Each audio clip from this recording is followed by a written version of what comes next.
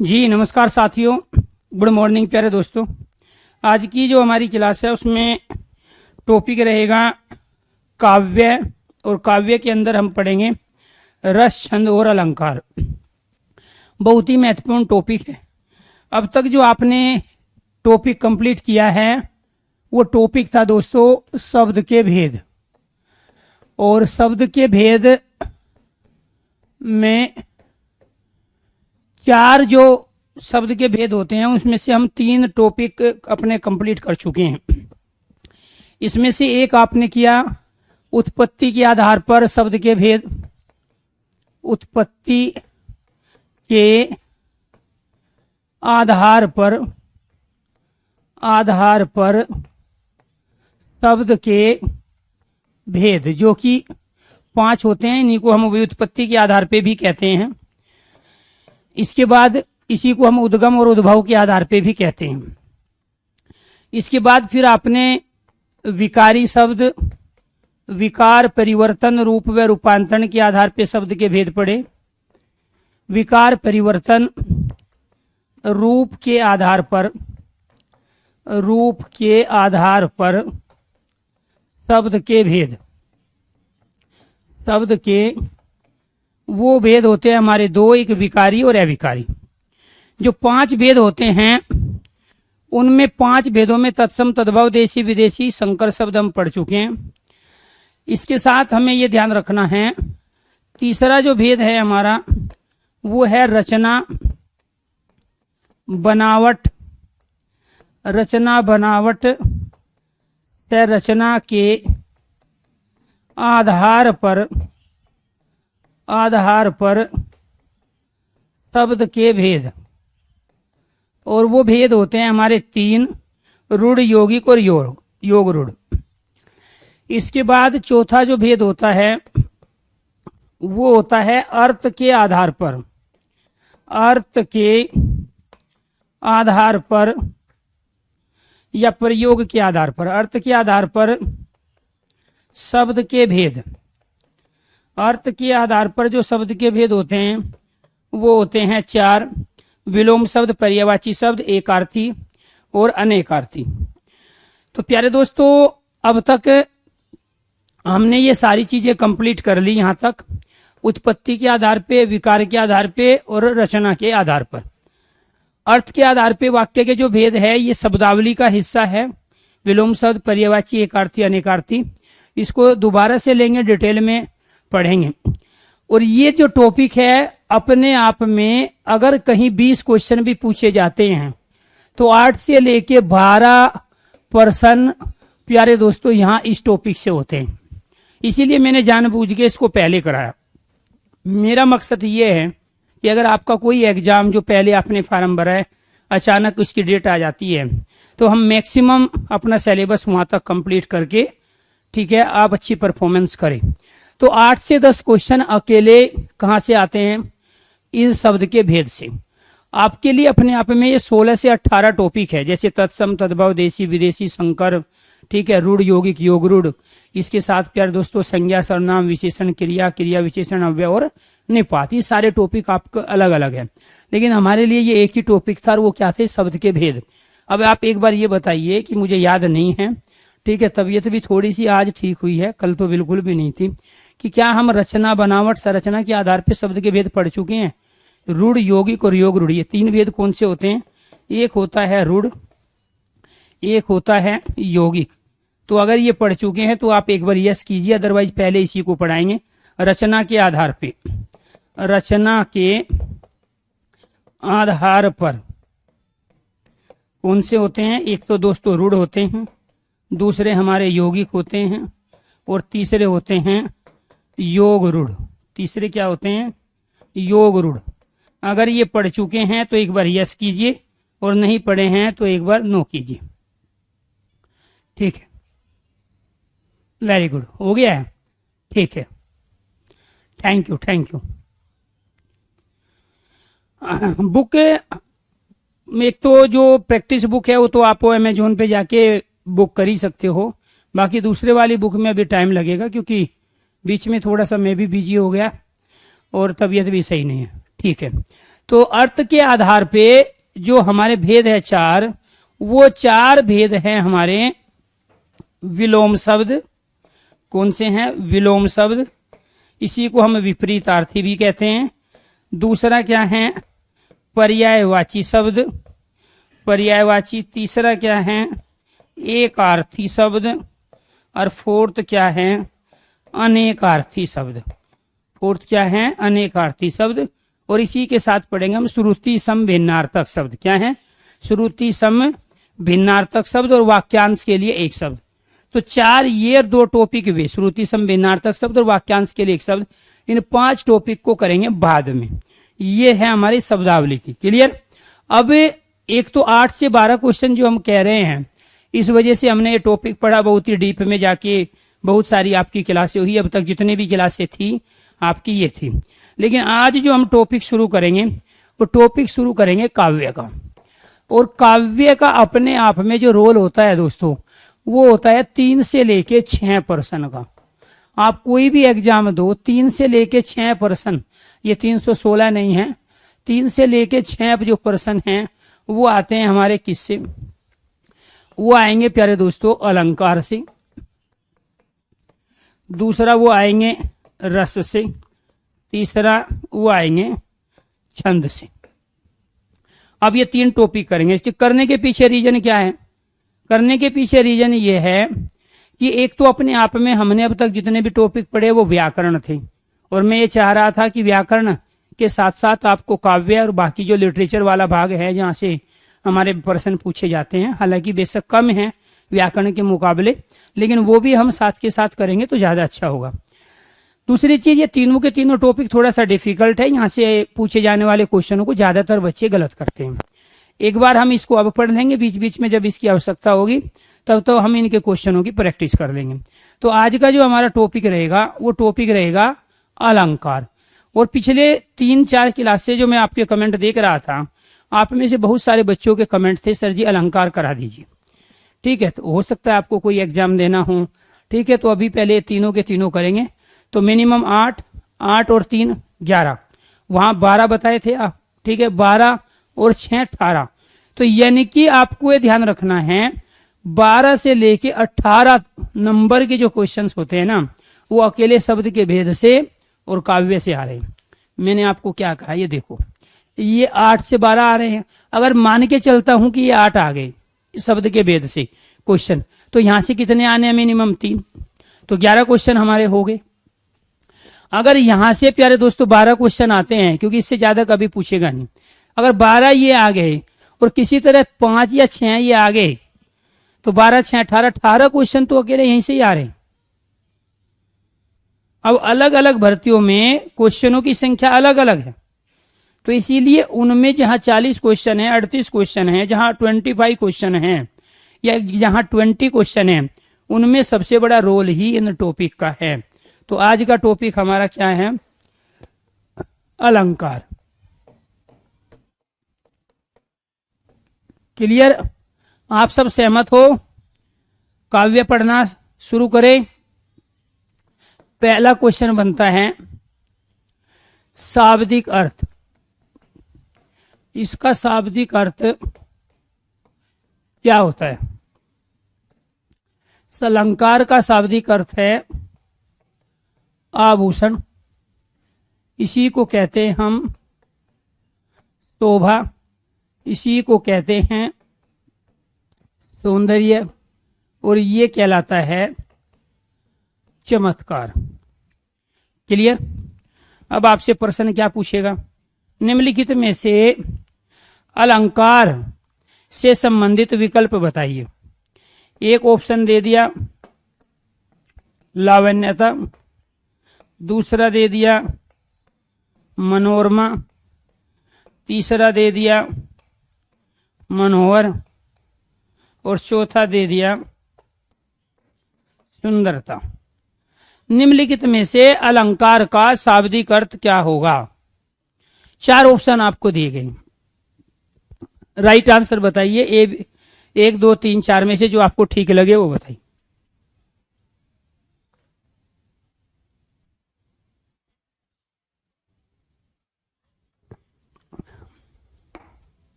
जी, very good. Right answer क्या हुआ? Right answer है सुंदरता। क्यों है राइट आंसर सुंदरता? क्योंकि इसी सौंदर्य को हम सुंदर कहते हैं। लावण्यता होती है कुदरती चमक, प्रकृति की जो आभा होती है उसको कहते हैं हम लावण्यता। छोटे बच्चे 2 साल 3 साल 4 साल के बच्चे के फेस पे, चेहरे पे जो चमक होती है उसको भी हम लावण्यता कहते हैं। मनोरमा कहते हैं जिसमें हमारा मन रम जाए। मनोहर कहते हैं जो मन को हर लेती है। वो प्राकृतिक दृश्य भी हो सकते हैं, वो आर्टिफिशियल दृश्य भी हो सकते हैं, वो किसी प्रोग्राम में होने वाले क्रियाकलाप भी हो सकते हैं। लेकिन यहां पर इस अलंकार का शाब्दिक अर्थ न तो लावण्यता है, न मनोरमा है, न मनोहर है। राइट आंसर क्या है? सुंदरता। अगर कहीं मधुरता भी आ जाए तो वो मधुरता भी इस अलंकार का शाब्दिक अर्थ नहीं होता। हाँ, आभूषण का कोई पर्यायवाची है तो वो हो सकता है, शोभा का कोई पर्यायवाची है वो हो सकता है, सौंदर्य का कोई पर्यायवाची है वो हो सकता है, और चमत्कार का कोई पर्यायवाची है वो भी हो सकता है। क्लियर? तो इस तरीके से एक प्रश्न तो बनता है हमारा शाब्दिक अर्थ का। दूसरा, परिभाषा।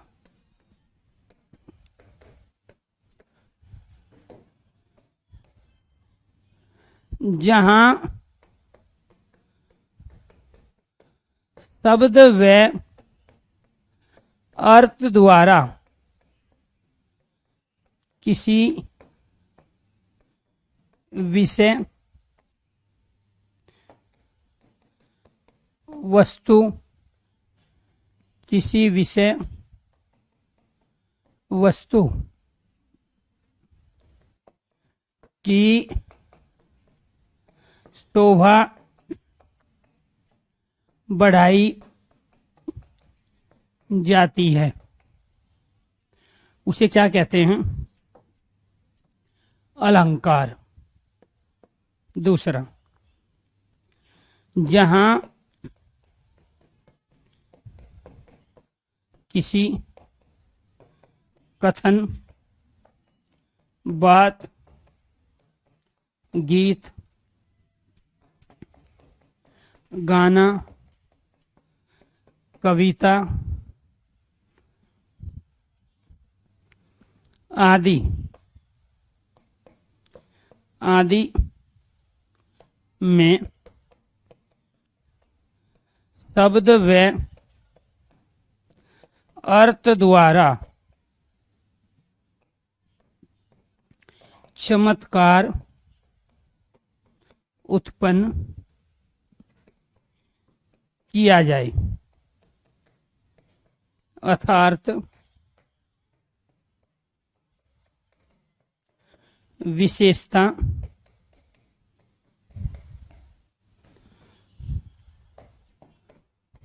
उत्पन्न हो, वो क्या कहलाते हैं? अलंकार। स्टेटमेंट वाले क्वेश्चन दोस्तों ज्यादा पूछे जाते हैं, इस बात का आपको ध्यान रखना है कि जहां शब्द व अर्थ द्वारा किसी विषय वस्तु की शोभा बढ़ाई जाती है तो वो क्या कहलाए? अलंकार कहलाता है।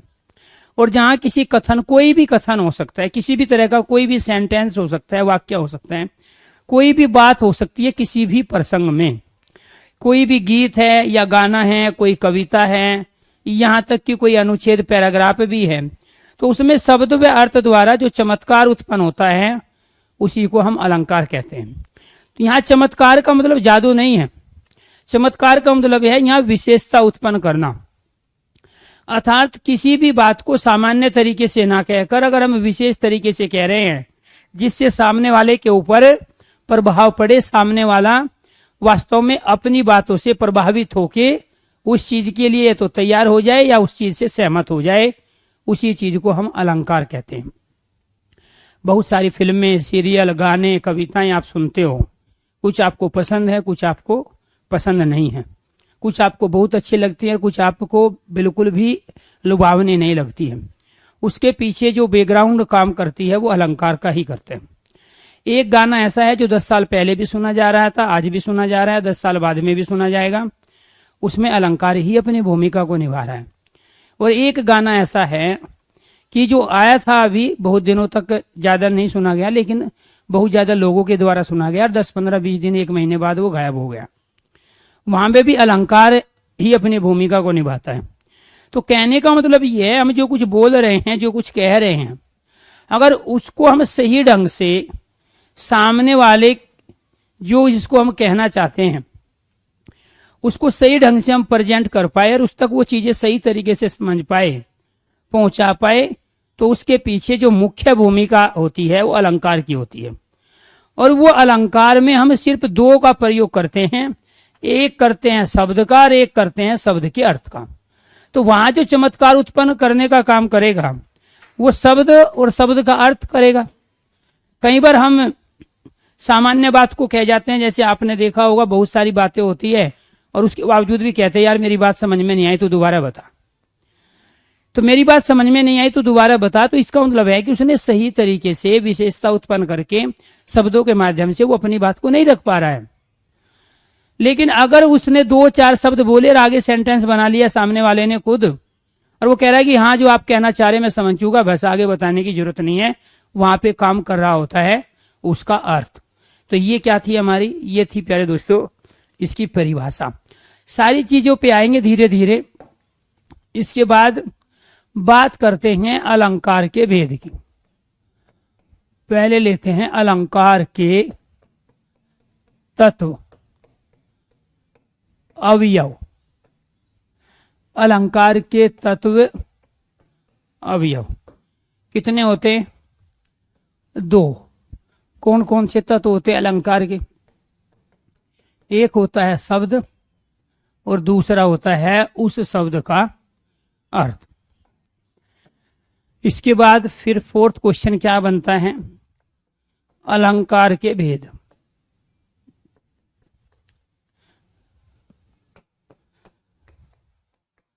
अलंकार के प्रवर्तक,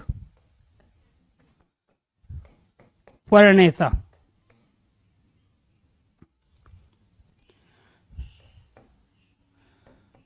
जनक कौन कौन है? भामा, मम्मट, विश्वनाथ। मैं यहां पे लिख देता हूं। अलंकार के प्रणेता प्रवर्तक जनक कौन है? भामा को माना जाता है, संस्कृत के आचार्य रहे हैं। दूसरा मम्मट को भी माना जाता है और तीसरा विश्वनाथ को भी माना जाता है। विश्वनाथ को भी माना जाता है। दूसरी चीज आपको ये ध्यान रखना है कि यहां भामा ने एक पुस्तक लिखी, उस पुस्तक का नाम था काव्य अलंकार। मम्मट ने एक पुस्तक लिखी, उस पुस्तक का नाम था काव्य प्रकाश। और विश्वनाथ ने एक पुस्तक लिखी, उसका नाम था साहित्य दर्पण। और ये तीनों ही पुस्तक अलंकार की विवेचना करती है। अलंकार की विवेचना इनमें हुई है। अब कुछ बच्चे ये कहेंगे सर जी ये तो 3 अगर आ गए तब क्या करेंगे, हम किसको मानेंगे? भामा को मानेंगे, मम्मट को मानेंगे, विश्वनाथ को? अगर वो तीनों देता है तो एक ऑप्शन देगा सभी, और 2 देता है तो एक ऑप्शन देगा ए और बी दोनों। अदरवाइज वो क्या करेगा, फिर इसके साथ जगन्नाथ को जोड़ देगा या बाकी किसी दूसरे प्यारे दोस्तों काव्य शास्त्री को जोड़ेगा। अलंकार के जो प्रवर्तक, प्रणेता, जनक, संस्थापक, स्थापक जो माने जाते हैं वो माने जाते हैं भामा, मम्मट और विश्वनाथ, क्योंकि इन्होंने तीनों ने ही काम किया। आपने देखा होगा बहुत सारे नए नए जो आर्टिकल बनते हैं, नए नए जो प्रोडक्ट बनते हैं, तो नोबेल प्राइज दिया गया। एक आदमी को ना देके 2-2 को, 3-3 को एक साथ ही दिया गया किसी एक कार्य के लिए। ऐसे ही अलंकार पे इन तीनों व्यक्तियों ने काम किया।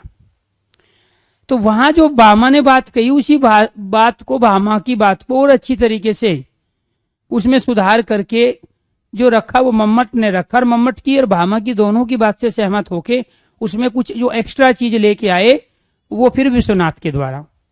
तो इसलिए अलंकार का जो विवेचन किया, अलंकार की जो समीक्षा की कि वास्तव में अलंकार का काव्य में रोल क्या है, जब इंसान बातचीत करता है उसमें अलंकार का रोल क्या है, वो इन तीनों ने ही उसकी सही तरीके से व्याख्या की। इसलिए क्वेश्चन हमारे क्या क्या बने, अलंकार के तत्व मतलब एलिमेंट, जैसे पानी हाइड्रोजन और ऑक्सीजन से मिलकर बनता है, तो पानी के दो तत्व होते हैं, एक हाइड्रोजन और एक ऑक्सीजन। हमारा शरीर 5 तत्वों से मिलकर बनता है, पृथ्वी जल वायु अग्नि और आकाश, तो हमारे शरीर के 5 तत्व होते हैं। ऐसे ही अलंकार के 2 तत्व होते हैं, एक शब्द होते हैं और एक शब्द का अर्थ होता है।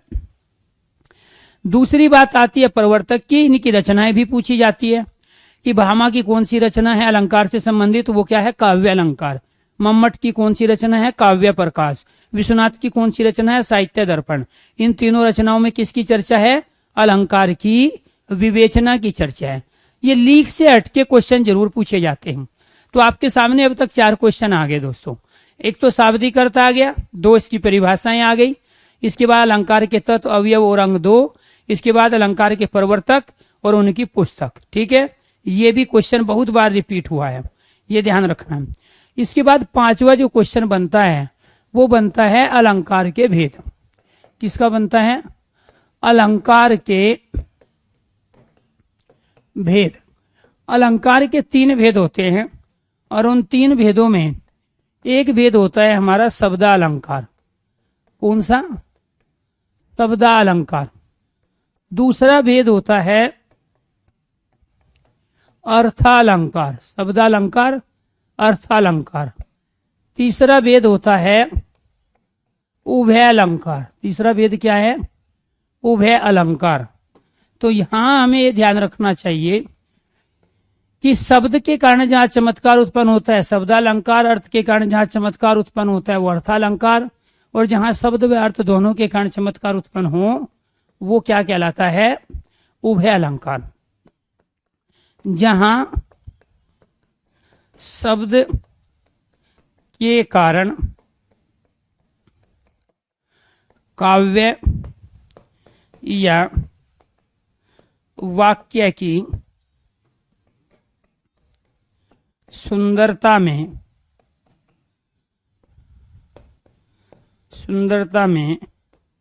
वृद्धि हो, सुंदरता में वृद्धि हो, क्या कहलाया, शब्दालंकार। दूसरा अर्थालंकार, जहां अर्थ के कारण किसी काव्य की शोभा बढ़ाई जाती है, वो क्या कहलाया, अर्थालंकार। उभय अलंकार, जहां शब्द व अर्थ दोनों के द्वारा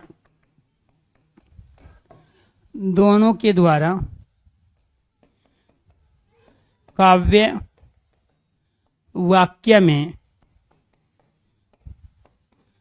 चमत्कार उत्पन्न हो, उसे कहते हैं उभय अलंकार। दोस्तों आपको ये ध्यान रखना है, ये जो उभय शब्द है, ये उभय शब्द संस्कृत का निपात है जिसका हिंदी में अर्थ होता है दोनों। उभय का अर्थ क्या होता है, दोनों।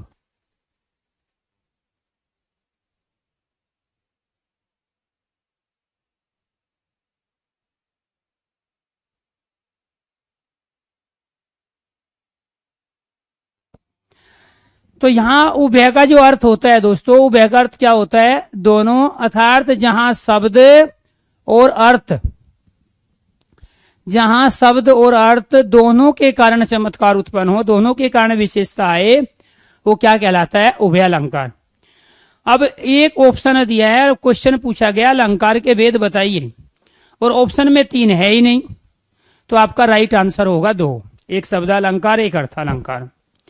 जब ऑप्शन में 3 है अलंकार के भेद पूछे तो राइट आंसर 3, और जब ऑप्शन में 3 नहीं होगा तो राइट आंसर 2, और 2 में कौन से होंगे? शब्दालंकार और अर्थालंकार।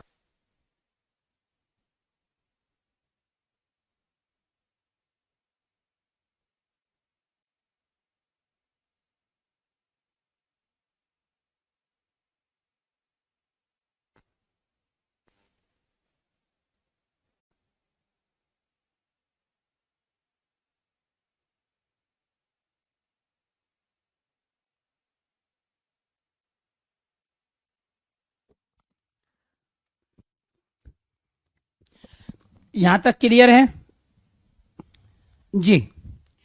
इसके बाद के जो क्वेश्चन पूछे जाते हैं कि ये शब्दालंकार कहां होगा और कैसे हम पहचानेंगे। जहां सामान्य कथन कहा जाए,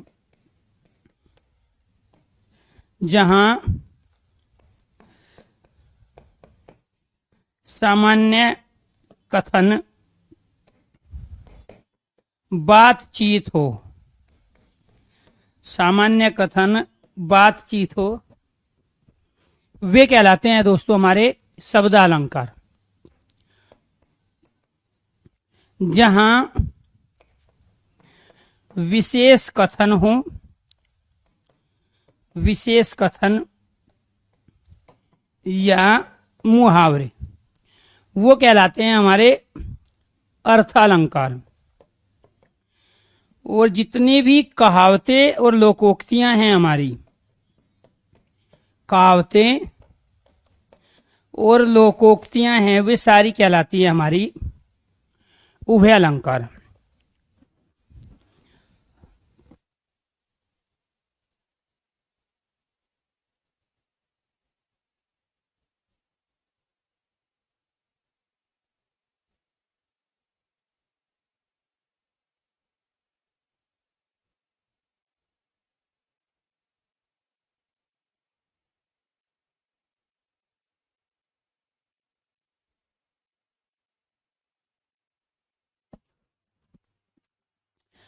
जितनी भी हमारी कहावतें हैं, जितनी भी लोकोक्ति है, उसमें हम शब्द व अर्थ दोनों का प्रयोग करते हैं। कहावतें और लोकोक्ति में शब्द और अर्थ दोनों का प्रयोग करते हैं, इसीलिए वो क्या कहलाते हैं? उभय अलंकार कहलाते हैं।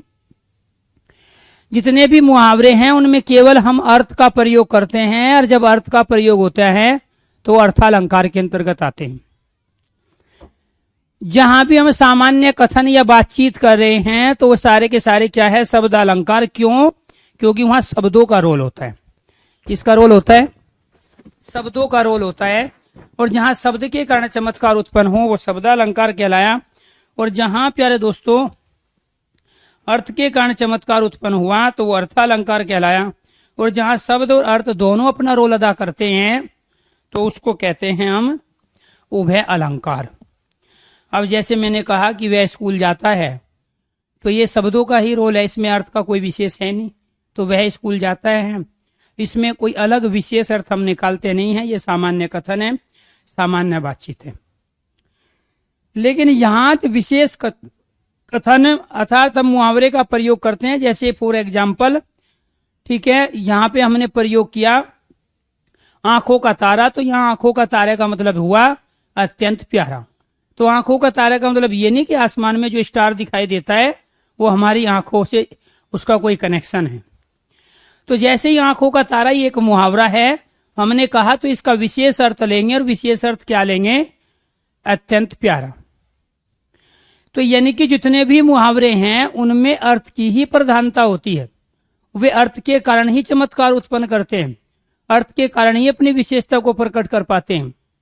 जबकि शब्द का प्रयोग जहां सामान्य अर्थ में किया जाए वो सारे के सारे क्या कहलाते हैं? शब्दालंकार।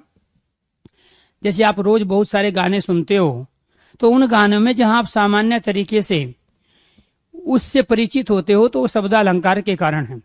परदेसी परदेसी जाना नहीं मुझे छोड़ के, तो यहाँ परदेसी जो पहला परदेसी है, दूसरे परदेसी का भी वही अर्थ है। और जाना नहीं मुझे छोड़ के, इनका कोई विशेष अर्थ नहीं लोगे। तो यानी कि परदेसी परदेसी जाना नहीं, यहाँ शब्दों का रोल है, अर्थ का रोल नहीं है। जब शब्दों का रोल है तो ये शब्द अलंकार का उदाहरण है। लेकिन बीड़ी जलाई ले जिगर से पिया। इसमें सबको पता है बीड़ी माचिस से, लाइटर से जलती है, माचिस की तिल्ली से जलती है, बीड़ी जिगर से नहीं जलती है। लेकिन फिर भी जो गाने में कहा गया कि बीड़ी जलाई ले जिगर से पिया, तो जिगर में बड़ी आग है। सबको पता है जिगर में आग होती तो सामने वाला मर ही जाता, जल जाता। लेकिन वहां पे आप विशेष अर्थ ले रहे हो, वहां पे आप विशेष कथन का प्रयोग कर रहे हो, अर्थ अपने अनुसार निकाल रहे हो। वहां शब्दों का रोल नहीं है, बल्कि जिस सेंस में शब्द प्रयोग किए गए उसके अर्थ का रोल है। इसीलिए वो क्या कहलाता है? अर्थालंकार कहलाता है। और मुझको राणा जी माफ करना, गलती हमारे से हो गई। वो उभय अलंकार का उदाहरण है। वहां शब्द और अर्थ दोनों का रोल होता है। वहां शब्द का भी अर्थ है, या मुझको राणा जी जिसने गलती की उसका भी, और जो गलती हुई उस अर्थ का, दोनों का रोल है। इसलिए वो क्या कहलाया? उभय अलंकार। बंदर क्या जाने अदरक का स्वाद। बंदर ने जब अदरक कभी खाया नहीं है, यूज नहीं किया, तो वो उसके महत्व को नहीं बता सकता है, उसकी उपयोगिता को नहीं बता सकता, उसके लाभ को नहीं बता सकता। लेकिन फिर भी हमने एग्जाम्पल प्रयोग किया कि बंदर क्या जाने अदरक का स्वाद, तो वहां बंदर और अदरक इन दोनों शब्दों का भी रोल है। और बिना प्रयोग के आप किसी वस्तु के महत्व को नहीं बता सकते, इस अर्थ का भी रोल है। तो जहां शब्द और शब्द के साथ उसके अर्थ का भी रोल होता है, उसी को कहते हैं उभय अलंकार। आप रोजमर्रा की जिंदगी में बहुत सारे भजन, बहुत सारी कीर्तन, बहुत सारी कहानी, बहुत सारी कविताएं आप पढ़ते हो, गाने आप सुनते हो। उनमें से कुछ शब्द अलंकार के अंतर्गत आती है, कुछ अर्थालंकार के अंतर्गत आती है, और कुछ उभय अलंकार के अंतर्गत आती है। मुझे तोड़ लेना वनमाली, उस पथ पर देना फेंक, तो ये क्या है? ये अर्थालंकार है। यानी कि वहां पे विशेष अर्थ को प्रकट कर रहा है कि मैं जो देश की आजादी के लिए वीर सैनिक जिस रास्ते पे जा रहे हैं, मैं उनके चरणों को स्पर्श करना चाहता हूं। ये फूल कह रहा है। तो वहां फूल तो बोलता नहीं है, लेकिन उसके बावजूद भी कवि के माध्यम से उससे बुलवाया जा रहा है विशेष अर्थ के लिए। तो इसीलिए आपको ये ध्यान रखना है, जहां सामान्य शब्द का प्रयोग हम करते हैं लेकिन उसके विशेष अर्थ के संदर्भ में, तो वे कहलाएंगे अर्थालंकार। और जहां शब्द और अर्थ दोनों का प्रयोग करते हैं, वो कहलाएंगे उभय अलंकार। जितने भी मुहावरे हैं सारे के सारे अर्थालंकार के एग्जाम्पल हैं। जितनी भी कहावतें हैं, ऊंट के मुंह में जीरा, जितनी भी लोकोक्तियां हैं, काठ की आंडी बार बार नहीं चढ़ती, जितनी भी कहावतें, जितनी भी लोकोक्ति हैं, वो सारी की सारी उभय अलंकार हैं। क्योंकि कहावत और लोकोक्ति में शब्द और अर्थ दोनों का प्रयोग होता है। और जो रोजमर्रा की जिंदगी में हम सामान्य बातचीत करते हैं, वो क्या कहलाती है? वो शब्दालंकार कहलाती है।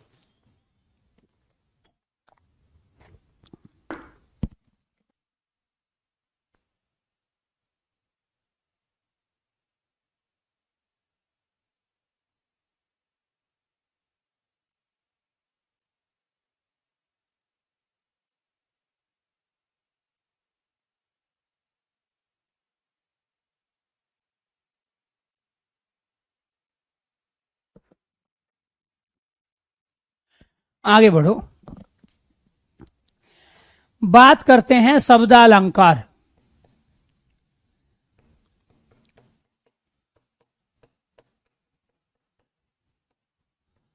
शब्दालंकार के भेद कौन कौन से भेद आते हैं शब्दालंकार में? अनुप्रास, यमक, श्लेष,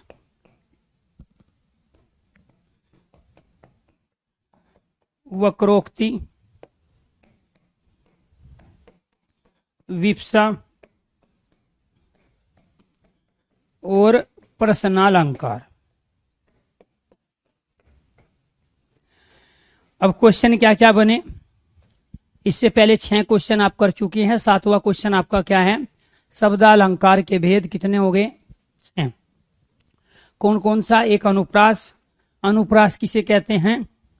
आवर्ती को कहते हैं। आवर्ती किसकी?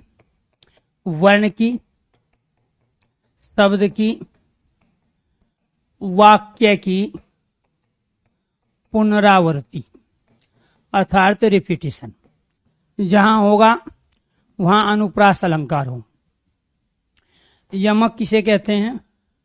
यमक कहते हैं युग्मक को, इसी को कहा जाता है जोड़ा।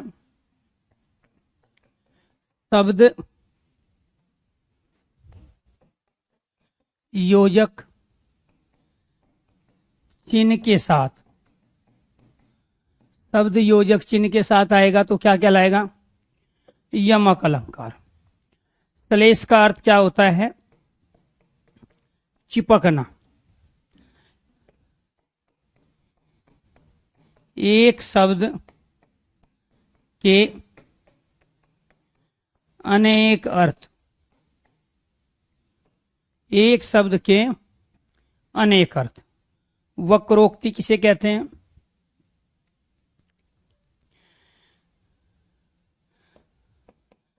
बात को सीधे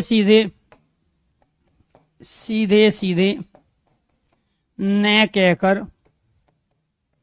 घुमा फिराकर कहना, घुमा फिराकर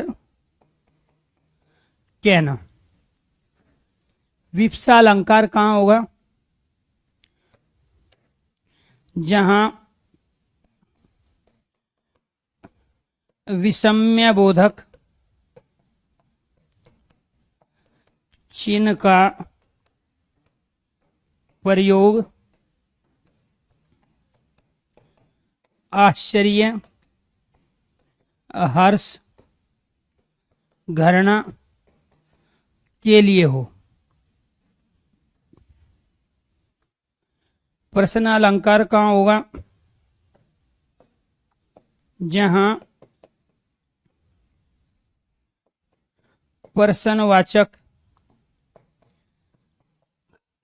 चिन्ह का प्रयोग हो। कब, क्या, कौन, कैसे, कहाँ, क्यों आदि प्रश्नवाचक शब्द आए। क्लियर? चलो जी, तो यहां आपको ये ध्यान रखना है, थोड़ा चल ही रहा है सभी को। आप में से भी बहुत सारे स्टूडेंट हैं जिनकी तबीयत खराब है, लेकिन मेरी तो ये सच्चाई बताऊं, अभी 1.5 घंटे पहले हिम्मत ही नहीं थी क्लास लेने की। लेकिन मुझे भी ये पता है कि पढ़ाने पर ही चीजें ठीक होगी। बीमारी को जब तक बीमारी मानते रहोगे तो बीमारी आप पे हावी हो जाएगी, और जब बीमारी को बीमारी नहीं मानोगे कि कुछ भी हो फिर भी अपने आप को आप नॉर्मल रखोगे तो उसका फायदा आपको मिलेगा।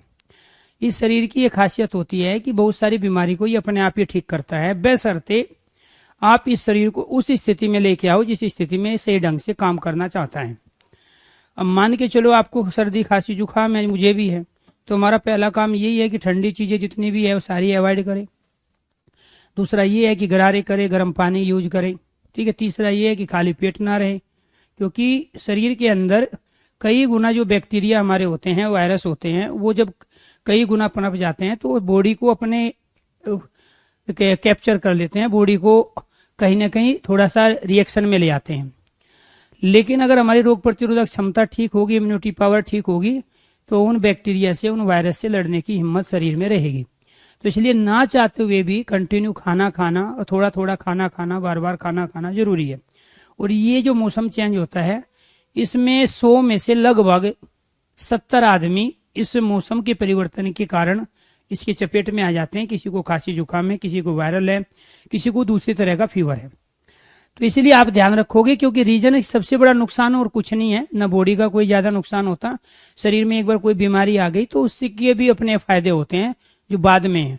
अगर आज तक किसी को बुखार नहीं आया तो वो गलत है, किसी को छींक नहीं आती तो वो भी गलत है, किसी को उल्टी नहीं आती है तो वो भी गलत है। तो कभी कभी साल में 1 बार 2 बार उल्टी जुकाम खांसी वो ये आ जाने चाहिए।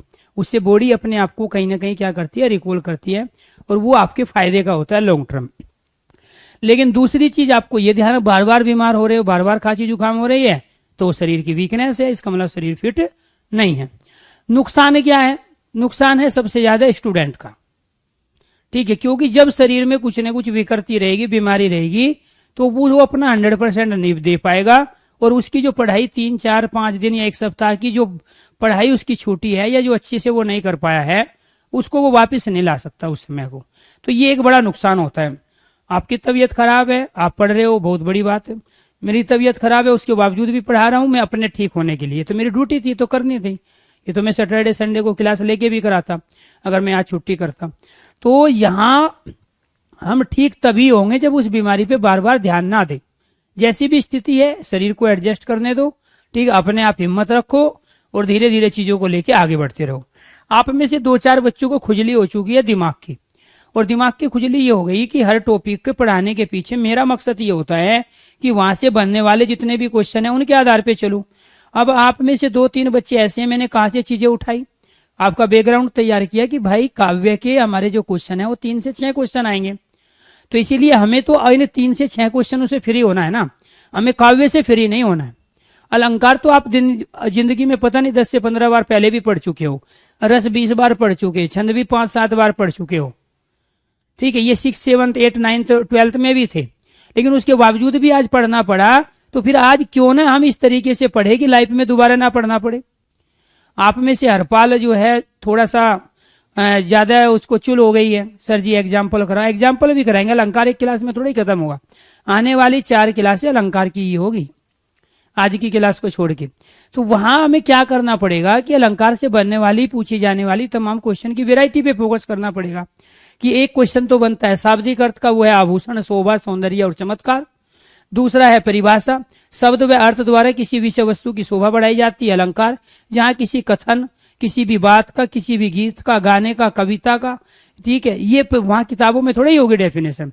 किताबों में तो ये लिखा हुआ है शब्द व अर्थ के द्वारा जहां चमत्कार उत्पन्न होता है अलंकार कहलाता है। लेकिन आपको ये तो पता ही नहीं कि शब्द और अर्थ का चमत्कार कहाँ उत्पन्न होता है।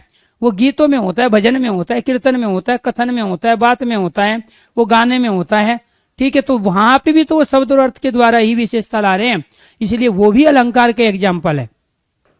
दूसरी चीज क्या, रोज अलंकार का प्रयोग करते हो, रोज गाने सुनते हो, रोज गाने गुनगुनाते हो, और मुझे कह रहे हैं सर जी एग्जाम्पल दे दो। मतलब दिन में कम से कम 5-7 गाने, कविताएं, जो भी आप प्यारे दोस्तों यूज कर रहे हो, वो सब अलंकार के एग्जाम्पल है। मैं तो दूंगा ही जो आप किताबों से रट्टा मारे हैं, लेकिन उसके अलावा भी मुझे बताना पड़ेगा कि सामाजिक बैकग्राउंड में जो आप रोज प्रयोग करते हो अलंकारों का, उसको आप कैसे पहचानोगे कि किसमें कौन सा अलंकार होगा। तो अलंकार के तत्व कितने होते हैं? 2 आप करके आओगे क्या? 4 करके आओगे। तो एक होता है शब्द, दूसरा होता है अर्थ। अलंकार के प्रवर्तक कहां से शुरुआत हुई? बहामा लेके आए। कब अलंकार का प्रयोग सबसे पहले किया गया? 6वीं शताब्दी में किया गया था, ठीक है। तो आपको ये ध्यान रखना 11वीं शताब्दी तक आते आते बिना अलंकारों के किसी ने भी अपना काव्य नहीं लिखा है। और फिर अलंकार से संबंधित कौन सी पुस्तक है, कौन सी नहीं है, वो क्या है?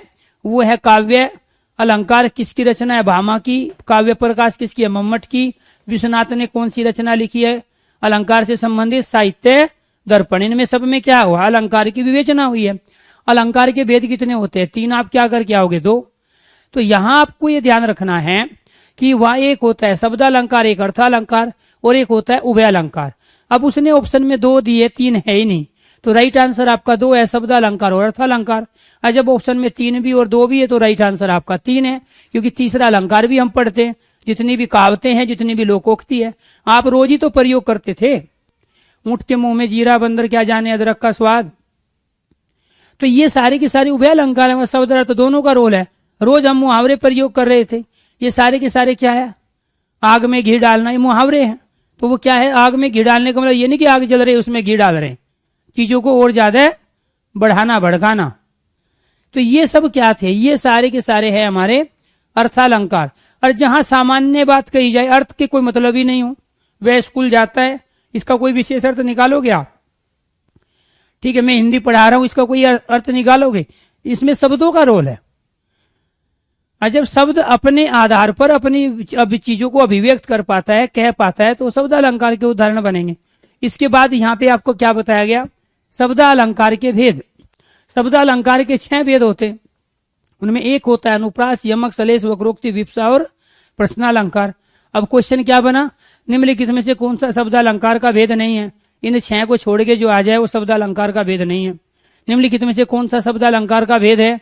तो इन 6 में से जो आ जाए वो शब्द अलंकार का भेद है। और ये क्वेश्चन पूछा जाएगा और आप फिर भी गलत करके आओगे। फिर अनुप्रास कहाँ होता है? अनुप्रास का शाब्दिक अर्थ क्या होता है? अनुप्रास का शाब्दिक अर्थ होता है आवर्ती। अनुप्रास अपभ्रंश भाषा का शब्द है जिसको हिंदी में हम क्या कहते हैं? आवर्ती कहते हैं। इसको हम पुनरावर्ती कहते हैं। तो यहाँ अनुप्रास में किसकी है? आप सबको पता है कि इसमें वर्णों की आवर्ती हो रही है, लेकिन मैं कह रहा हूं कि नहीं, शब्द की भी आवर्ती होती है और वाक्य की भी आवर्ती होती है। तो अनुप्रास केवल वर्ण की आवर्ती में नहीं होता, अनुप्रास दोस्तों शब्द और वाक्य दोनों की आवर्ती में होता है। तो इसीलिए जहां कोई शब्द एक ही अर्थ में बार बार प्रयोग हो रहा हो, बार बार आवर्ती कर रहा हो, वो भी अनुप्रास अलंकार का उदाहरण है।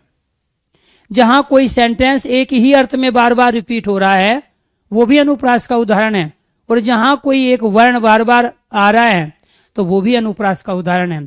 तो अनुप्रास, यमक, सलेश, वक्रोक्ति, विप्सा ये सारे के सारे अपभ्रंश भाषा के शब्द है जिनका हिंदी में अर्थ होता है आवर्ती। यमक का संस्कृत में अर्थ होता है युग्मक, हिंदी में अर्थ होता है जोड़ा। सलेश का हिंदी में अर्थ होता है चिपकना। वक्रोक्ति का होता है घुमा फिरा कर कहना। विप्सा का अर्थ होता है आश्चर्य, हर्ष और घृणा।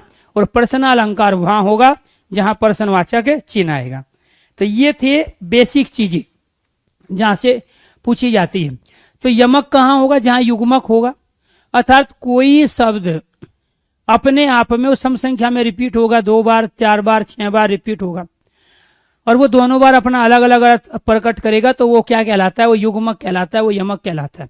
अगर कोई शब्द योजक चिन्ह के साथ, योजक चिन्ह किसको बोलते हैं? इसको, हाइपन को। तो इसको हाइपन भी कहते हैं, योजक चिन्ह भी कहते हैं। अगर कोई शब्द हाइपन के साथ आ गया और उसका अर्थ अलग अलग है तो वो भी क्या बनेगा? यमक अलंकार है। जैसे कनक, कनक ते 100 गुणी। तो यहाँ कनक और कनक में क्या है? यहाँ हाइपन आ गया। तो जहां भी कोई शब्द हाइपन के साथ, योजक चिन्ह के साथ आए तो वहां उन दोनों शब्दों के अर्थ अलग अलग होंगे और वो क्या बनेगा? वो जोड़ा बनेगा, क्योंकि यमक योजक चिन्ह का काम ही जोड़ा बनाना होता है। जैसे माता पिता, पति पत्नी, जीजा साली, भाई बहन, गुरु शिष्य, सब जोड़े हैं। तो ये क्या है? युग्मक। जहां कोई शब्द, एक ही शब्द हो, 2 बार, 4 बार, 6 बार सम संख्याओं में आए, अलग अलग अर्थ प्रकट करे, यमक अलंकार। जहां एक शब्द के अनेक अर्थ हो, एक शब्द अनेक के साथ चिपका हो, तो उसे क्या कहते हैं हम? सलेश अलंकार। एक शब्द के अनेक अर्थ, एक शब्द के अनेक अर्थ हो। जैसे रहीमन पानी राखिए, बिन पानी सब सून, पानी गए ना उभे मोती मानुष सून। तो यहाँ पानी शब्द के अनेक अर्थ हुए, तो इसीलिए क्या कहलाया? सलेश अलंकार। वक्रोक्ति क्या है? बात को सीधे सीधे ना कहकर घुमा फिरा कर कहना। सरदार वल्लभ भाई पटेल भारत के लौह पुरुष कहलाते हैं। अब सीधे सीधे ना कह के सरदार वल्लभ भाई पटेल भारत के एक मजबूत इंसान थे, दृढ़ संकल्पी थे, साहसी थे, ताकतवर थे, ऐसे ना कह के क्या कह रहे हैं? लोह पुरुष कह रहे हैं, जबकि वो हमारे जैसा इंसान था, वो लोहे का नहीं बना था। तो सरदार वल्लभ भाई पटेल को जो हम लोह पुरुष कह रहे हैं, तो बात को सीधे सीधे ना कह के घुमा फिरा के कह रहे हैं। महाराणा प्रताप मेवाड़ के शेर थे। महाराणा प्रताप को न तो पूंछ थी, न महाराणा प्रताप मांस खाते थे, ठीक है, तो वो न जानवर थे, वो इंसान थे हमारी तरह। लेकिन महाराणा प्रताप मेवाड़ के शेर थे। तो शेर मतलब ताकतवर, शेर मतलब अदम्य साहस वाला। तो वहां जो महाराणा प्रताप को शेर कहा जा रहा है, तो उसको सीधे सीधे ताकतवर ना बता के महाराणा प्रताप को शेर बताया गया। उसी को वक्रोक्ति कहते हैं। उसी को क्या कहते हैं? वक्रोक्ति। विप्सा अलंकार कहाँ होगा? विषम्य बोधक चिन्ह का प्रयोग होगा। विषम्य बोधक चिन्ह कौन सा होता है? ये वाला चिन्ह विषम्य बोधक चिन्ह होता है। कौन सा चिन्ह होता है? ये वाला चिन्ह जहां भी लगा होगा किसी भी शब्द के साथ, आंखें बंद, विप्सा अलंकार। ये वाला चिन्ह जहां भी लगा होगा, आंखें बंद, प्रश्नालंकार। तो इन 2 चिन्हों से आप 2 अलंकारों को पहचान लोगे। तो यहां क्या होगा? आश्चर्य को बताएगा, हर्ष को बताएगा, घृणा को बताएगा, तो वो क्या कहलाएगा? विप्सा। प्रश्नालंकार में क्या होगा? प्रश्नवाचक चिन्ह का प्रयोग होगा, या फिर कब, क्या, कौन, कैसे। कब, क्या, कौन, कैसे, कहां, क्यों आदि प्रश्नवाचक शब्द का प्रयोग करेंगे। तो ये सारे के सारे क्या थे? हमारे ये थे शब्दालंकार। अब अर्थालंकार के अंदर क्या क्या आएंगे हम एक एक लेंगे, लेकिन पहले से यहाँ से जो बेसिक क्वेश्चन है वो सारे हमें करने हैं। अब बात करते हैं अर्थालंकार की। अर्थालंकार, अर्थालंकार के भेद। अर्थालंकार में कौन कौन से अलंकार आएंगे ये भी क्वेश्चन पूछा जाता है। एक आएगा दोस्तों उपमा। उपमा का अर्थ क्या होता है? तुलना। दूसरा उत्प्रेक्षा। उत्प्रेक्षा का अर्थ क्या होता है? संभावना। एक है रूपक। रूपक का अर्थ क्या है? समानता। फिर है अतिशोक्ति। अतिशोक्ति का अर्थ क्या है? बढ़ा चढ़ाकर, बढ़ा चढ़ाकर कहना। फिर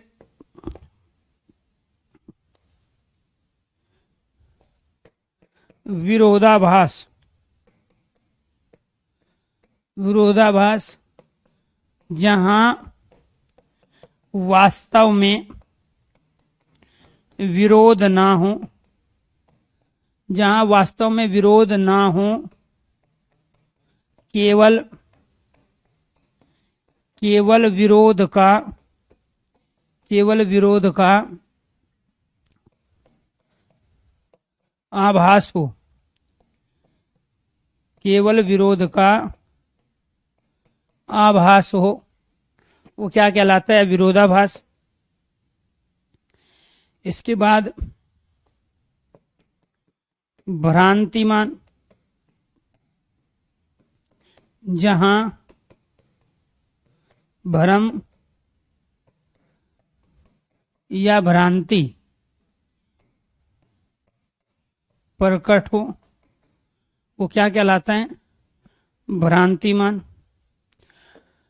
सातवां विभावना, जहां बिना कारण के कार्य की उत्पत्ति हो, बिना कारण के कार्य की उत्पत्ति हो। विशेषोक्ति,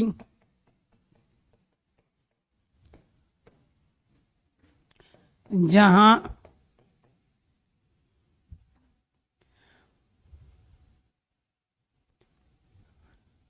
जहां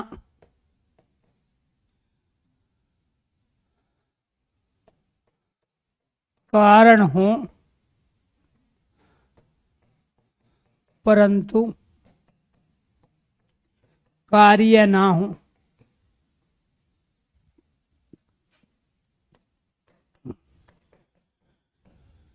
मानवीकरण,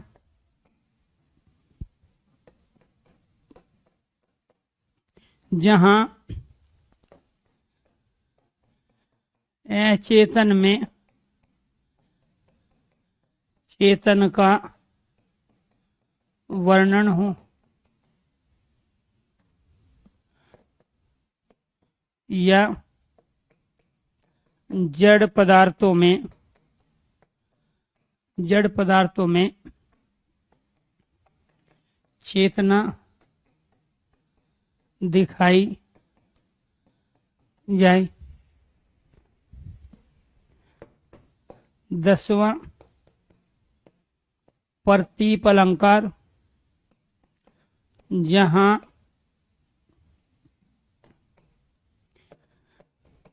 उपमान के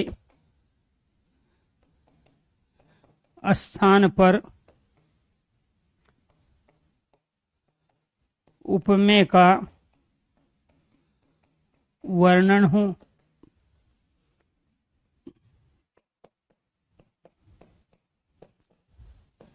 संदेह, जहां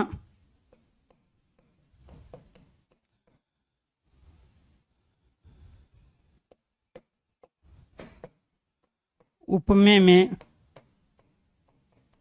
उपमान का संदेह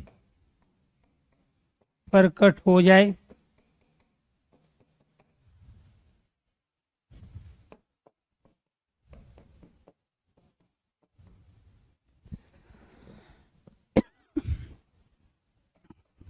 काव्यलिंग सामान्य बात का विशेष कथन द्वारा, सामान्य बात का विशेष कथन द्वारा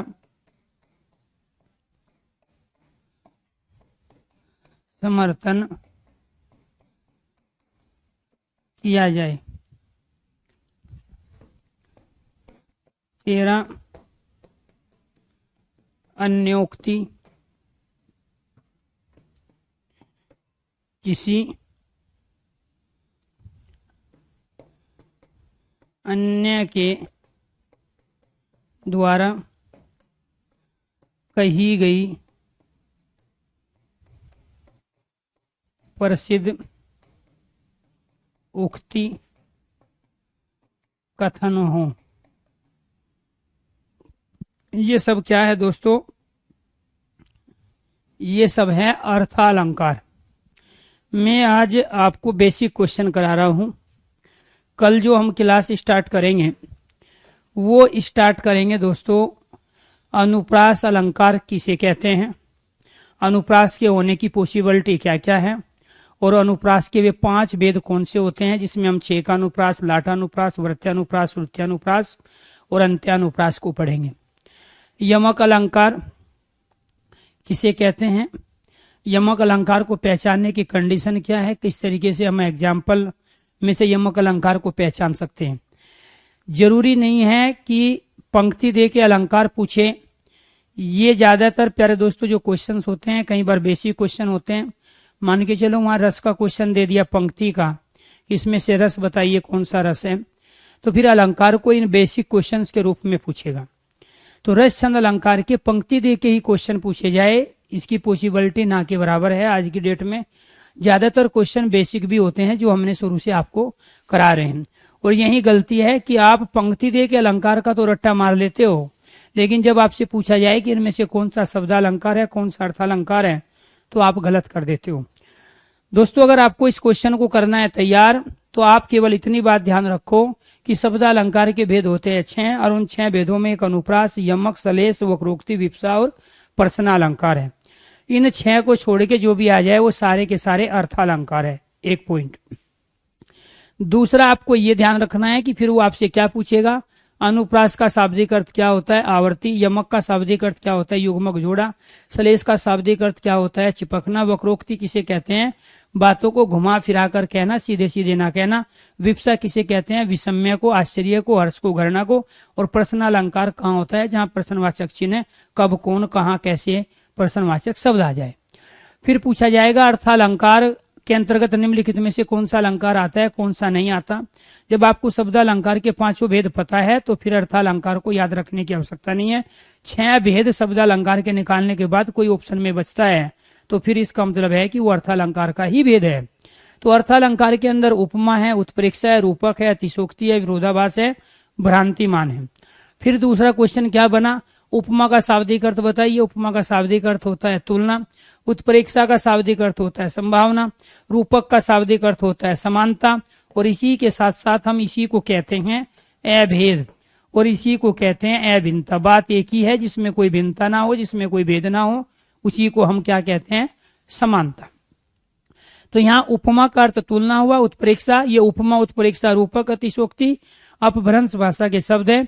हिंदी में इनका मीनिंग होता है तुलना, संभावना और समानता। अतिशोक्ति किसे कहते हैं, बढ़ा चढ़ाकर कहना, किसी भी वस्तु, व्यक्ति, पदार्थ के बारे में जो होता है उसको और ज्यादा 4 चांद लगा के, उसके गुणों को और ज्यादा बढ़ा के, या उसके दोषों को और ज्यादा बढ़ा के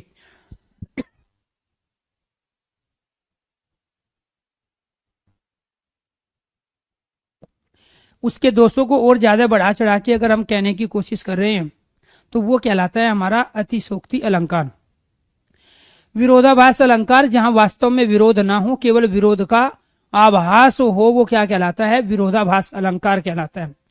ठीक है, जैसे वह न खुद सोया न मुझे सोने दिया, सोने की क्रिया हुई लेकिन वो मना कर रहा है, इसलिए वास्तविक विरोध नहीं है, केवल विरोध का आभास है। ना खुदा मिला ना विशाले सनम, इसमें वास्तविक विरोध नहीं दिया गया बल्कि विरोध का आभास दिया। भ्रांतिमान अलंकार, जहां भ्रम या भ्रांति प्रकट हो, किसी एक व्यक्ति वस्तु में दूसरी व्यक्ति वस्तु का भ्रम पैदा हो जाए और अगले ही पल वो भ्रम टूट भी जाए, तो वहां होता है भ्रांतिमान अलंकार। विभावना कहाँ होता है, जहां बिना कारण के कार्य की उत्पत्ति हो, बिना बादल की अगर बारिश हो रही है तो वो विभावना कहलाता है। बिना पेपर दिए अगर फाइनली सिलेक्शन हो जाता है तो वो विभावना कहलाता है। विशेषोक्ति, जहां कारण हो, पेपर तो दिया हो परंतु फाइनल सिलेक्शन ना हुआ हो, उसको कहते हैं हम विशेषोक्ति। उसको क्या कहते हैं, विशेषोक्ति। मानवीकरण वहां होता है जो प्रकृति की चीज है। जब पत्थर को रुला देते हैं, आसमान दुखी हो जाता है, तो ये आसमान, ये सब क्या है, ये अचेतन अवस्था है, ये जड़ पदार्थ है। जब अचेतन अवस्थाओं में, जड़ पदार्थों में हम प्यारे दोस्तों सजीवता का वर्णन करने लगते हैं, चेतना का वर्णन करने लगते हैं, जैसे बादल को दूत बना देना, ठीक है, या पेड़ को प्यारे दोस्तों एक इंसान समझ लेना, तो ये सारी की सारी चीजें क्या कहलाती है, मानवीकरण। तो जहां अचेतन में चेतना का वर्णन हो, अचेतन में चेतन का वर्णन हो, वो क्या कहलाया, मानवीकरण। जड़ पदार्थों पर चेतना दिखाई जाए तो वो भी क्या कहलाता है। कई बार आप तकिया को कुछ और ही समझ लेते हो, तो वो सारे के सारे क्या है, मानवीकरण। प्रतीप अलंकार, जहां उपमान के स्थान पर उपमेय का वर्णन हो। प्रतीप का अर्थ होता है उल्टा, अर्थात उपमान को उपमेय बना दो और उपमेय को उपमान बना देते हो, तो वो कहलाता है प्रतीप अलंकार। संदेह अलंकार उसे कहते हैं, उपमेय में उपमान का संदेह प्रकट हो जाए।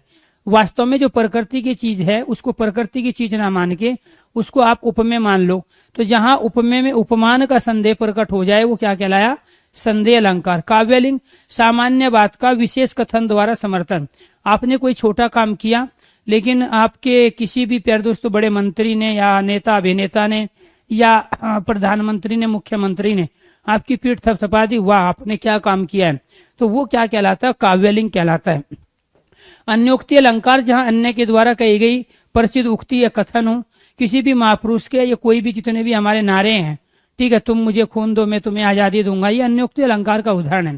स्वतंत्रता मेरा जन्म सिद्ध अधिकार है, सत्यमेव जयते, सब अन्योक्ति अलंकार है। अर्थात किसी भी व्यक्ति के द्वारा कही गई प्रसिद्ध बात या कथन वो क्या कहलाती है, महापुरुष के द्वारा कहे गए प्रसिद्ध कथन या कोटेशन, वो अन्योक्ति अलंकार के उदाहरण होते हैं। तो यहाँ हम इन अलंकारों को पढ़ेंगे प्यारे दोस्तों। ये थी यहाँ पर बेसिक चीजें, क्लियर।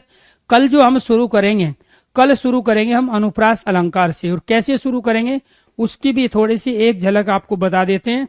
आज ये सिर्फ बेसिक क्वेश्चन थे हमारे, ठीक है। तो जो चीज आप पढ़ना चाहते थे आप यहां से पढ़ना चाहते थे, लेकिन मैंने यहां से आपको पढ़ाया नहीं, ठीक है। तो क्या पढ़ेंगे कल, अनुप्रास अलंकार। अनुप्रास अलंकार के भेद, कितने भेद है, 5 भेद है। कौन कौन से भेद है, एक है हमारा छेकानुप्रास, छेकानुप्रास, कल की क्लास महत्वपूर्ण होने वाली है। दूसरा क्या होता है, लाटानुप्रास। तीसरा क्या होता है, वृत्त्यानुप्रास। चौथा क्या होता है, श्रुत्यानुप्रास। और 5वां क्या होता है, आप में से बहुत सारे बच्चों ने पहली बार ही सुने होंगे, अंत्यानुप्रास। अंत्यानुप्रास, क्लियर। अब छेकानुप्रास कहाँ होगा, छोटी छोटी सी चीजें बता देते हैं। अनेक वर्ण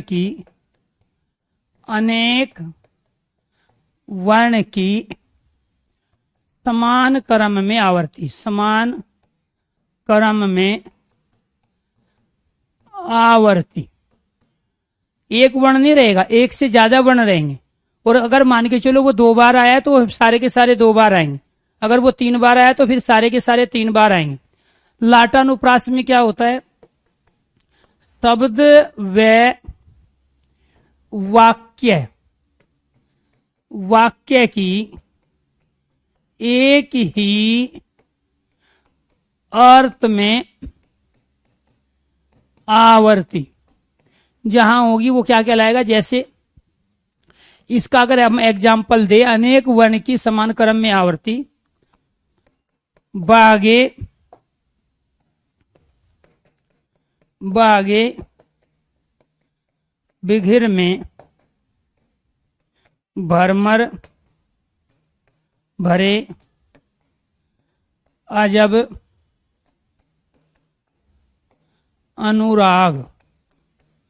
अभी देखो इसमें क्या हुआ दोस्तों, यहां बे जो आया है वो 2 बार आया है, भय जो आया है वो 2 बार आया है, और ए जो आया है वो 2 बार आया। मैं पढ़ाऊंगा कल, मैं तो आज बता रहा हूं, ठीक है। तो यहां क्या है, 1 2 और 3 वर्ण हैं, तीनों अलग अलग हैं। ये क्या कह रहा है, अनेक वर्ण की, अनेक वर्ण हो गए बे भय और ए हो गए अनेक वर्ण, अनेक वर्ण की समान क्रम में आवर्ती है। समान क्रम मतलब ये भी 2 बार, ये भी 2 बार, ये भी 2 बार। अगर ये बे 3 बार होता तो ये भय भी 3 बार होता, ए भी 3 बार होता। ये 10 बार होता तो भय और ए भी 10 बार होता, तब बन जाता 6 का अनुप्रास। वो जमाना चला गया। चारू चंद्र की चंचल किरणें खेल रही थी जल थल में कौन सा अलंकार है, वो नहीं पूछेगा, वो उसी एग्जाम्पल को पूछेगा। लेकिन इनमें से 4 ऑप्शन देखे कि चारू चंद्र की चंचल किरणें खेल रही थी जल थल में, ये बताइए इनमें से कौन से अलंकार का उदाहरण है। तो यहां क्या है, अनेक वर्ण की समान क्रम में आवर्ती है, तो ये कहलाया 6 का अनुप्रास। लाटानुप्रास, लाट कहते हैं दंड को, डंडे को, लाठी को। लाटानुप्रास क्या है, लाट दंड डंडा लाठी, और लाठी क्या होती है, पूरा। तो जहां एक वाक्य को हम बार बार रिपीट करें लेकिन एक ही अर्थ में रिपीट करें, रघुपति राघव राजा राम पतिता पावन सीताराम, और रघुपति राघव राजा राम और पतिता पावन सीताराम एक ही अर्थ में हुआ, 2 बार हमने रिपीट किया, ये लाटानुप्रास का उदाहरण है। परदेसी परदेसी जाना नहीं, ये लाटानुप्रास का उदाहरण है, क्योंकि पहले परदेसी का जो अर्थ है शब्द की आवर्ती, शब्द व वाक्य की एक ही अर्थ में आवर्ती। पहले परदेसी का जो अर्थ है दूसरे परदेसी का भी वही अर्थ है, तो इसीलिए जब शब्द की आवर्ती एक ही अर्थ में हुई तो वो लाटानुप्रास का उदाहरण हुआ। क्लियर। और जब एक शब्द की आवर्ती अलग अलग अर्थ में हो जाए तो यमक का उदाहरण बन जाएगा। सजना है सजना के लिए, तो पहले वाले सजना का अर्थ सवरना है, दूसरे वाले सजना का अर्थ वो प्रेमी है जिसके लिए सजा जा रहा है, तो वो यमक अलंकार कहलाए। तो यमक में लाटानुप्रास में क्या अंतर है, जब तक नहीं समझोगे तो रटी हुई चीज आपके काम नहीं आएगी। यहां पे वृत्यानुप्रास, चारू चंद्र की चंचल किरणें खेल रही थी जलथल में, वृत्यानुप्रास का उदाहरण है। च च च च एक ही वर्ण की आवर्ती हो रही है और सुनने में भी अच्छा नहीं लग रहा है, तो वो क्या कहलाता है, वृत्यानुप्रास कहलाता है। क्लियर। तो च च वर्ण की आवर्ती हुई चारू चंद्र की चंचल किरणें में, व्रत वर्त बना रहा है, अर्धवर्त बना रहा है। वर्त मतलब सर्कल, जो सर्कल बनाएगा वर्त्यानुप्रास है।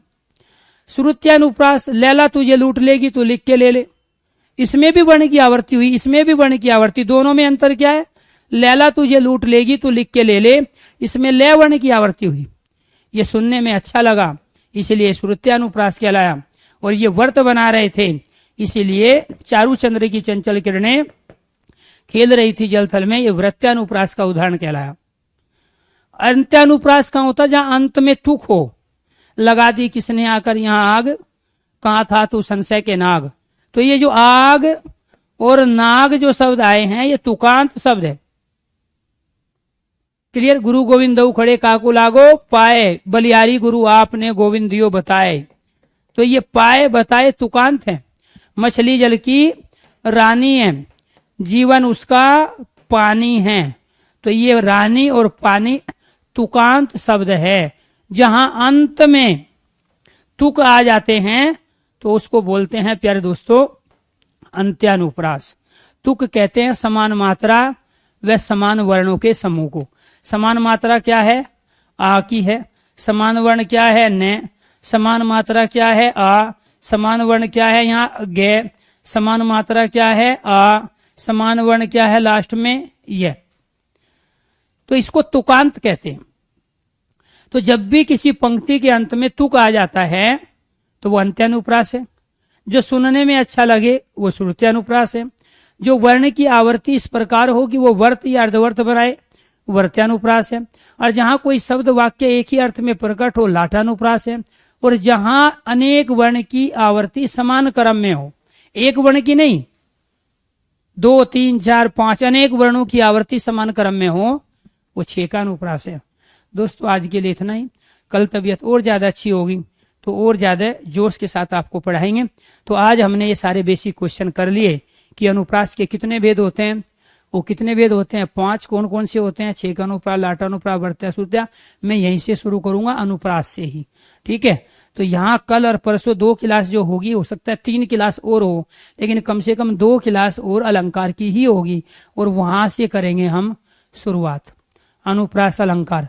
तो उम्मीद करता हूं यहां तक जो चीज मैं आप तक पहुंचाना चाह रहा था, अलंकार से बनने वाले जो बेसिक क्वेश्चन थे आप तक वो जरूर पहुंचे होंगे।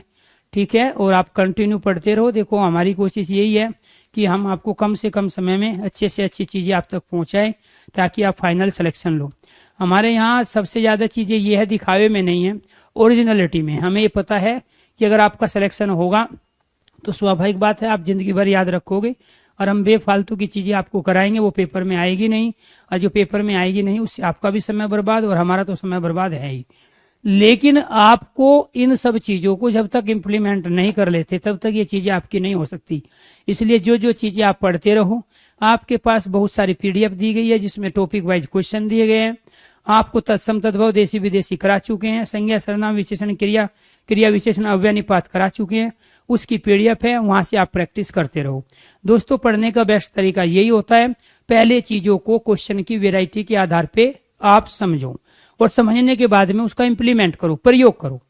तो जब ये अलंकार पूरा हो जाएगा उसके बाद आपके पास एक डाउट नहीं रहेगा, और यही टीचर की क्वालिटी होती है कि उसका टॉपिक कंप्लीट है और बच्चों के पास अगर डाउट नहीं है तो इसका मतलब है कि 100% चीजें बच्चों तक पहुंची है। लेकिन आपका काम वहां कंप्लीट नहीं हो जाता, आपका काम उससे आगे है। अलंकार के जितने भी क्वेश्चन आए हैं किसी भी पेपर में, या जो भी आपके पास बुक है, जो भी मैटर है, वहां से आप इन्हीं चीजों को इम्प्लीमेंट करो और इम्प्लीमेंट करके उन क्वेश्चन के आंसर दो। और जब आप 100 क्वेश्चन 50 क्वेश्चन कर लेते हो, 1-2 क्वेश्चन गलत हो जाए तो टेंशन लेने की जरूरत नहीं है। जब आप 99% चीजों को परफॉर्मेंस करने लगो, समझ लो आप उस चीज से फ्री हो चुके हो, वो टॉपिक आपका कंप्लीट हो गया है। दोबारा से आपको उस टॉपिक का फिर दोस्तों रिवीजन करने की आवश्यकता नहीं है। यूपी पुलिस का बैच हम 20 तारीख के बाद लेके आ रहे हैं। ठीक है, अगर तबीयत सही होती तो अब तक मैं उस पर वीडियो बना चुका होता, रणनीति आपको एक बार मैं पहले बता चुका हूं यूपी पुलिस की। 20 और 25 के बीच में हम लाइव यूपी पुलिस कांस्टेबल का बैच लेके आ रहे हैं, बहुत ही कम फीस में। उसमें सारे जो बेहतरीन टीचर है कैरियर के वही पढ़ाएंगे, हिंदी उसमें मैं पढ़ाऊंगा, रीजनिंग उसमें पीयूष सर पढ़ाएंगे। ठीक है, बाकी जीएस अभिषेक सर, विवेक सर और तमाम उनकी टीम, जो साइंस सत्येंद्र सर कराएंगे उसमें, और बाकी जो आपका प्यार दोस्तों मैथ है वो कराएंगे आदित्य सर। तो कुल मिला के बात ये है कि वो एक बेहतरीन टीम के साथ हम यूपी पुलिस का एक बैच लेके आ रहे हैं 20 से 25 के बीच में। वो मैं बता दूंगा आपको 20 तारीख को लाइव रह के RYP पे, राकेश यादव पब्लिकेशन पे मैं सबसे पहले उसकी एक वीडियो बनाऊंगा। ठीक है, उसमें बताएंगे कि किस तरीके से हम इसमें क्या क्या चीज कितने दिन में कराएंगे और किस तरीके से आपको नोट्स मिलेंगे और आपको किस रणनीति के साथ आपको आगे बढ़ना है। जिनके पास स्पेशल बैच है वो सब्जेक्ट वहीं से आपका कवर हो जाएगा। ठीक है, बाकी जो चीजें अगर आप स्पेशल बैच मैथ का या दूसरा लिया है तो आपको उस बैच को लेने की आवश्यकता नहीं है। लेकिन अगर आपने केवल एक ही सब्जेक्ट का स्पेशल बैच लिया है तो फिर आपको अपने सारे सब्जेक्ट यूपी पुलिस कांस्टेबल के एग्जाम में ही वहां पे तैयार करने पड़ेंगे। यूजीसी नेट हिंदी का नीरज बैच नहीं आएगा दोस्त। ठीक है, क्योंकि शेड्यूल में वास्तव में इतना हम बिजी है, सुबह 7:30 से क्लास शुरू करते हैं, 10:30 तक होती है, बीच में तबीयत भी थोड़ा गड़बड़ चल रही है अभी। ठीक है, तो अभी कोई दूर दूर तक चांस नहीं है कि यूजीसी नेट का बैच हम ले पाए। उसका रीजन ये है कि हमें एक लेखपाल का बैच लाना है, एक यूपी पुलिस कांस्टेबल का बैच लाना है, एक HTET का बैच लाना है, हरियाणा में जो टेट का एग्जाम है, और उसके अलावा यूपी टेट, सुपर टेट और CTET के इनके चल ही रहे हैं। तो फिलहाल शेड्यूल में जैसे किसी एक बैच से हम फ्री होते हैं तो हमारी कोशिश रहेगी कि हम यूजीसी नेट हिंदी और PGT DSSB हिंदी का हम एक बैच लेके आए, लेकिन अभी उसके बारे में कोई रणनीति का वो हिस्सा भी नहीं है। ठीक है, कोर्स कब तक ये स्पेशल बैच का जो कोर्स होता है वो कम से कम प्यारे दोस्तों 1.5 से 2 महीने, तो लगभग ये मान के चलो जब भी आपकी 50 से 60 क्लास हो जाएगी तो समझ लो स्पेशल बैच आपका कंप्लीट होगा। पर अंदाजा आप लगा सकते हो कि आपकी अब तक क्लासें कितनी हुई है। तो आपकी मंडे टू फ्राइडे शेड्यूल है और 1.5 से 2 महीने में हम अपना ये सिलेबस कंप्लीट कर लेते हैं। ये आपको ध्यान रखना है। 50 से 60 क्लासें जो होती है वो स्पेशल बैचों में हम कराते हैं। तो जितनी क्लासें हो चुकी है, अगर 20 क्लासें हो चुकी है तो इसका मतलब 30 क्लास होना बाकी है। लेखपाल का बैच यूपी पुलिस के बाद आएगा। इसी महीने के लास्ट में भी हम लेखपाल का एक बैच लेके आ रहे हैं, लेकिन वो लाएंगे हम नोटिफिकेशन पे। क्योंकि देखो यूपी में क्या होता है ना, बहुत सारी चीजें, बहुत सारे लोग होते हैं तमाशा बना के बैच बनाते हैं और उस समय एग्जाम होता नहीं है। और जब एग्जाम होता है तब बच्चों के पास ना तो वे वीडियो रहती, ना वे क्लास रहती, ना बच्चों के डाउट होते। तो हम ऐसा काम बिल्कुल नहीं करेंगे। हमारी कोशिश ये है कि एग्जाम तक हम बच्चे के साथ खड़े रहे, क्योंकि उसके बहुत सारे डाउट तभी बनेंगे जब वो एग्जाम नजदीक होगा, क्योंकि दिन रात करके बच्चा तभी सीरियस होकर पढ़ता है। तो इसीलिए हम बैच तब लाते हैं जब हमें पूरी श्योरिटी हो जाती है कि ये भर्ती आ रही है और ये एग्जाम इतने दिनों में करा ले जाएंगे और हमें इतने दिन चाहिए इन बच्चों की तैयारी कराने के लिए। तो उन सब पे पूरी रणनीति बना के सोच समझकर ही हम प्लानिंग को बना के आगे बढ़ते हैं। अगर लेखपाल का नोटिफिकेशन नहीं आया और बैच हमने बना लिया तो आप लोग प्यारे दोस्तों कोर्स कंप्लीट करने के बाद में कंटिन्यू पढ़ोगे नहीं और फिर वहां से रिजल्ट नहीं होगा। तो इसीलिए लेखपाल का बैच हम लेके आएंगे, लेकिन तब जब हमें कंफर्म हो जाएगा कि हाँ नोटिफिकेशन आ रहा है। क्लियर? चलो जी, बिल्कुल है। टीजीटी पीजीटी का बैच जरूर लेके आएंगे, ये तो श्योर है वंदना जी। हाँ, टीजीटी पीजीटी का बैच जरूर लेके आएंगे। ठीक है, एमपीएसआई का बैच नहीं आएगा, ठीक है, क्योंकि ऑलरेडी एमपीएसआई का हम पहले एक तैयारी करा चुके हैं। हाँ, फाइनली भर्ती आती है तो हम जरूर उसकी कोशिश करेंगे, लेकिन अभी वो भी पाइपलाइन में नहीं है। लेकिन नोटिफिकेशन अगर आता है और एग्जाम का हमें पता चलता है कि इतने दिन में एग्जाम लेंगे तो उसका जरूर कराएंगे। चलो आज के लिए दोस्तों इतना ही, बाकी कल मिलते हैं फिर किसके साथ? अनुप्रास अलंकार के साथ। धन्यवाद दोस्तों।